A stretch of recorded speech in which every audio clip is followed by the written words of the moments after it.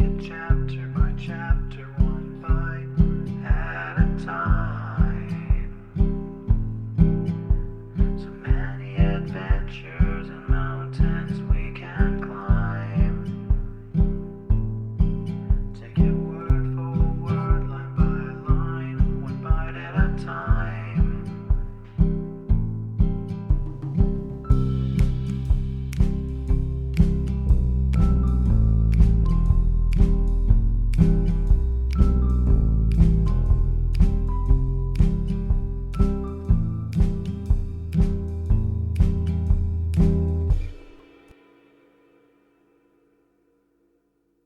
Welcome to Bite at a Time Books, where we read you your favorite classics one bite at a time.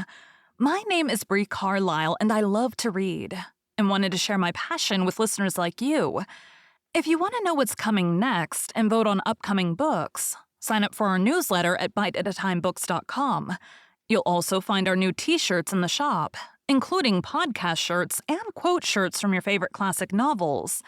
Be sure to follow my show on your favorite podcast platform so you get all the new episodes.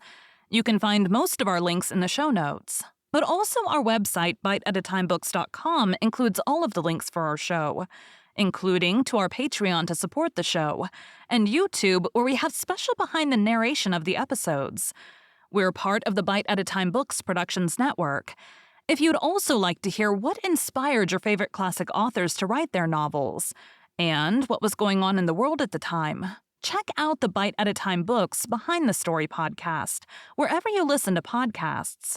Please note, while we try to keep the text as close to the original as possible, some words have been changed to honor the marginalized communities who've identified the words as harmful, and to stay in alignment with Bite at a Time Books' brand values. Today we'll be continuing 20,000 Leagues Under the Sea by Jules Verne. Chapter 16. Want of Air. Thus around the Nautilus, above and below, was an impenetrable wall of ice. We were prisoners to the iceberg. I watched the captain. His countenance had resumed its habitual imperturbability. "Gentlemen," he said calmly, "there are two ways of dying in the circumstances in which we are placed." This puzzling person had the air of a mathematical professor lecturing to his pupils. "The first is to be crushed. The second is to die of suffocation. I do not speak of the possibility of dying of hunger, for the supply of provisions in the Nautilus will certainly last longer than we shall. Let us then calculate our chances." "As to suffocation, Captain," I replied, "that is not to be feared because our reservoirs are full." "Just so, but they will only yield 2 days' supply of air. Now for 36 hours we've been hidden under the water, and already the heavy atmosphere of the Nautilus requires renewal. In 48 hours our reserve will be exhausted." "Well, Captain, can we be delivered before 48 hours? "We will attempt it at least by piercing the wall that surrounds us." "On which side?" "Sound will tell us. I'm going to run the Nautilus aground on the lower bank, and my men will attack the iceberg on the side that is least thick." Captain Nemo went out. Soon I discovered by a hissing noise that the water was entering the reservoirs. The Nautilus sank slowly and rested on the ice at a depth of 350 yards, the depth at which the lower bank was immersed. "My friends," I said, "our situation is serious, but I rely on your courage and energy." "Sir," replied the Canadian, "I am ready to do anything for the general safety." "Good, Ned." And I held out my hands to the Canadian. "I will add," he continued, "that being as handy with the pickaxe as with the harpoon, if I can be useful to the captain, he can command my services." "He will not refuse your help. Come, Ned." I led him to the room where the crew of the Nautilus were putting on their cork jackets. I told the captain of Ned's proposal, which he accepted. The Canadian put on his sea costume and was ready as soon as his companions. When Ned was dressed, I re-entered the drawing room where the panes of glass were open, and, posted near Conceal, I examined the ambient beds that supported the Nautilus. Some instants after, we saw a dozen of the crew set foot on the bank of ice, and among them Ned Land, easily known by his stature. Captain Nemo was with them. Before proceeding to dig the walls, he took the soundings to be sure of working in the right direction. Long sounding lines were sunk in the sidewalls, but after 15 yards, they were again stopped by the thick wall. It was useless to attack it on the ceiling-like surface, since the iceberg itself measured more than 400 yards in height. Captain Nemo then sounded the lower surface. There, 10 yards of wall separated us from the water, so great was the thickness of the ice field. It was necessary, therefore, to cut from it a piece equal in extent to the waterline of the Nautilus. There were about 6,000 cubic yards to detach, so as to dig a hole by which we could descend to the ice field. The work had begun immediately and carried on with indefatigable energy. Instead of digging round the Nautilus, which would have involved greater difficulty, Captain Nemo had an immense trench made at 8 yards from the port quarter. Then the men set to work simultaneously with their screws on several points of its circumference. Presently, the pickaxe attacked this compact matter vigorously, and large blocks were detached from the mass. By a curious effect of specific gravity, these blocks, lighter than water, fled, so to speak, to the vault of the tunnel, that increased in thickness at the top in proportion as it diminished at the base. But that mattered little, so long as the lower part grew thinner.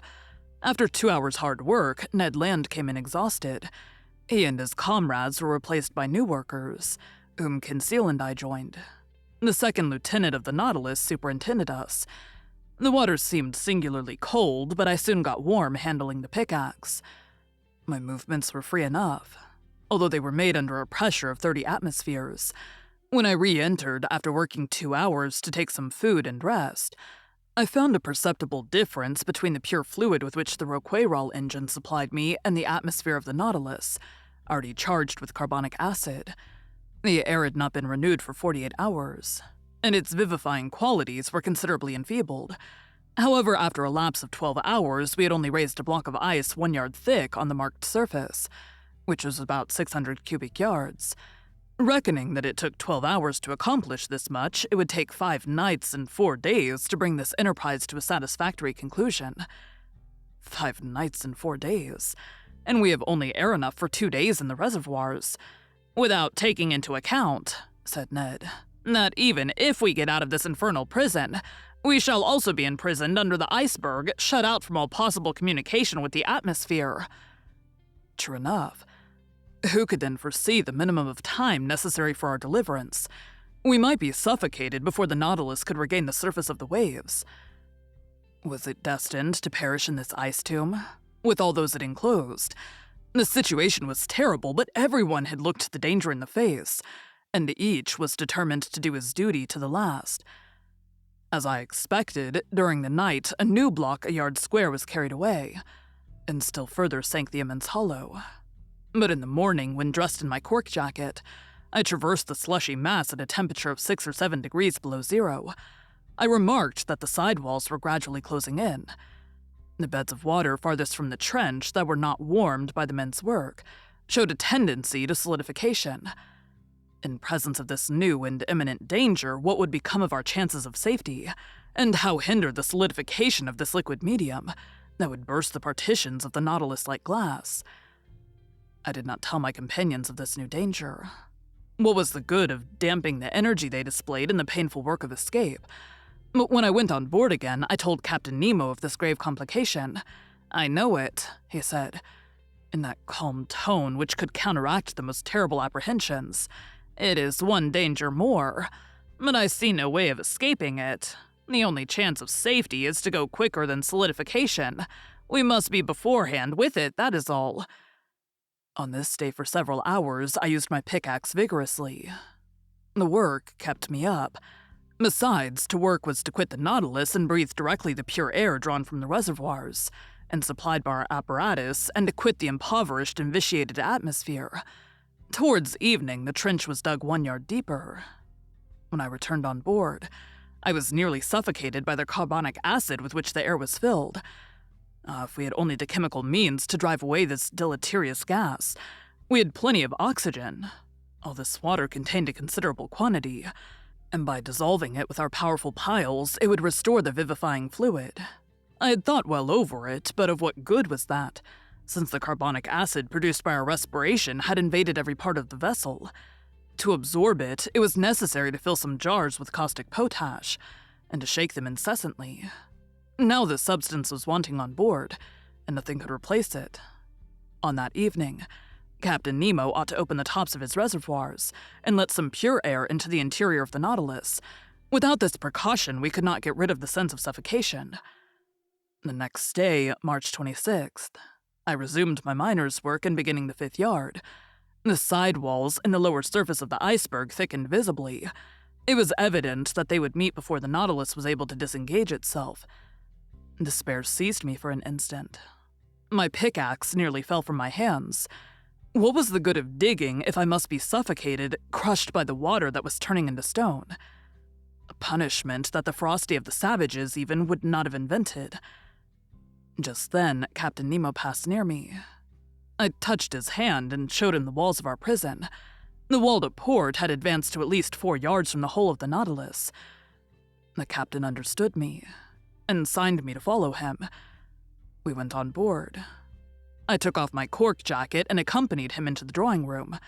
Monsieur Aronnax, we must attempt some desperate means, or we shall be sealed up in the solidified water as in cement. Yes, but what is to be done?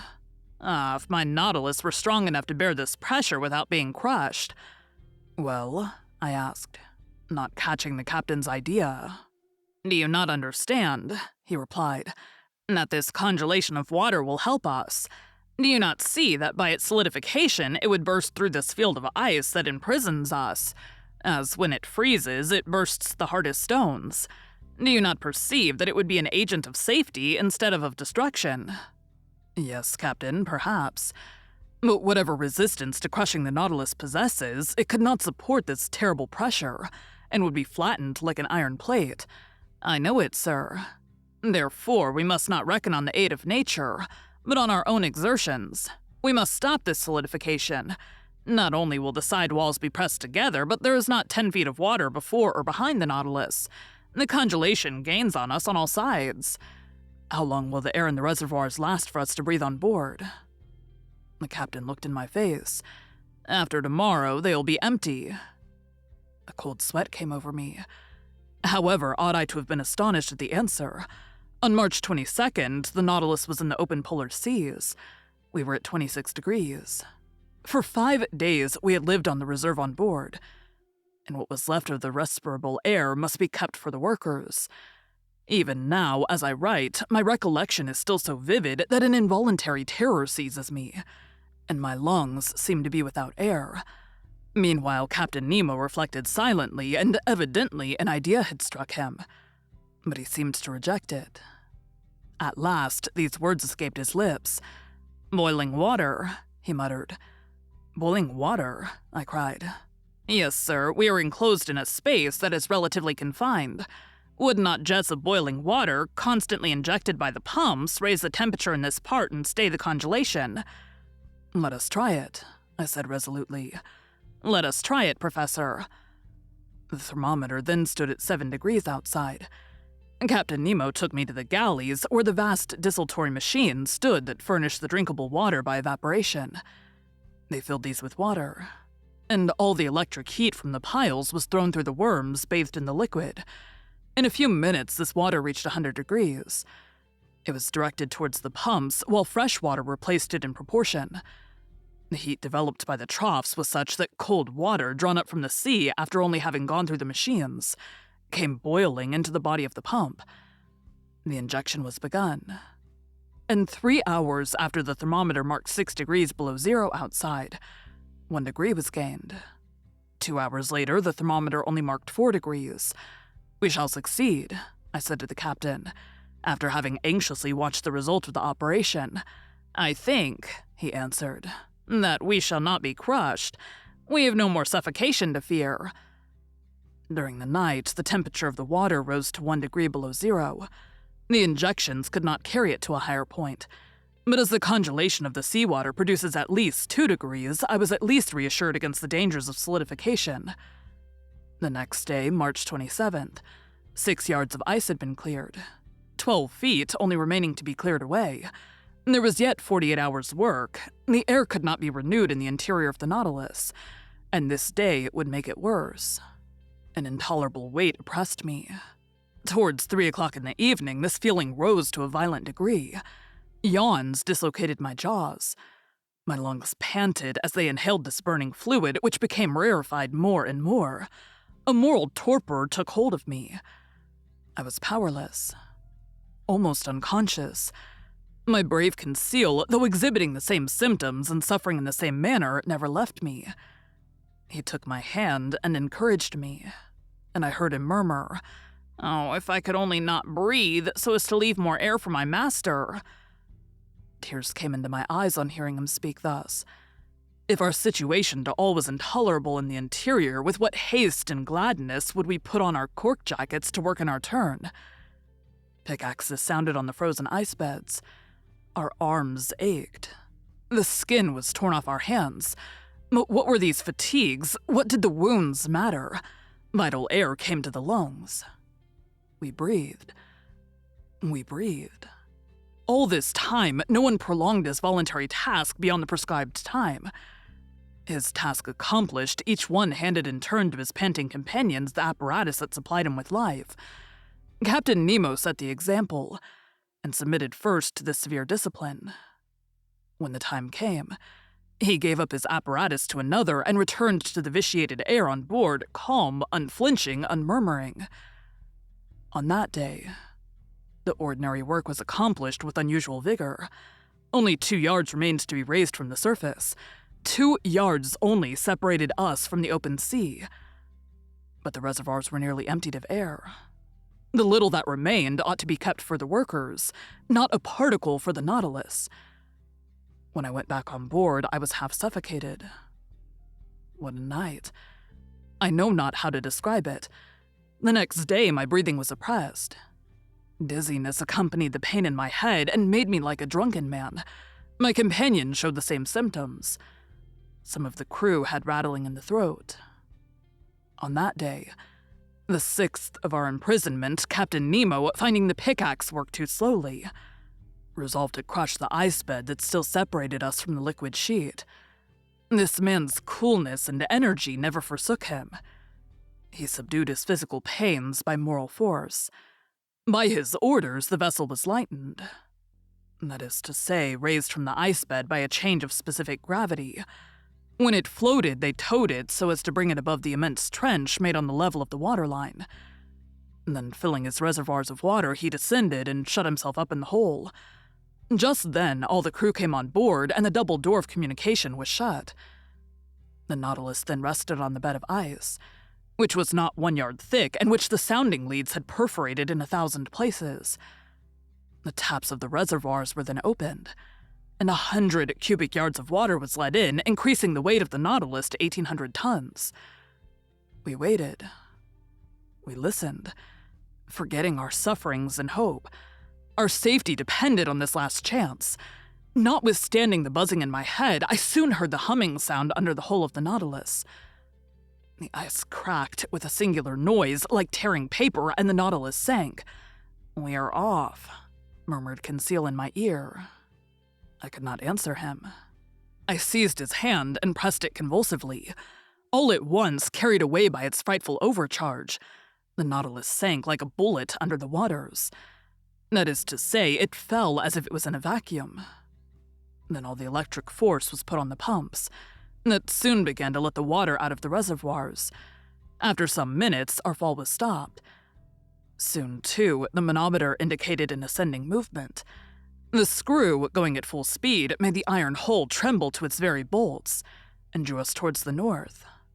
But if this floating under the iceberg is to last another day before we reach the open sea, I shall be dead first.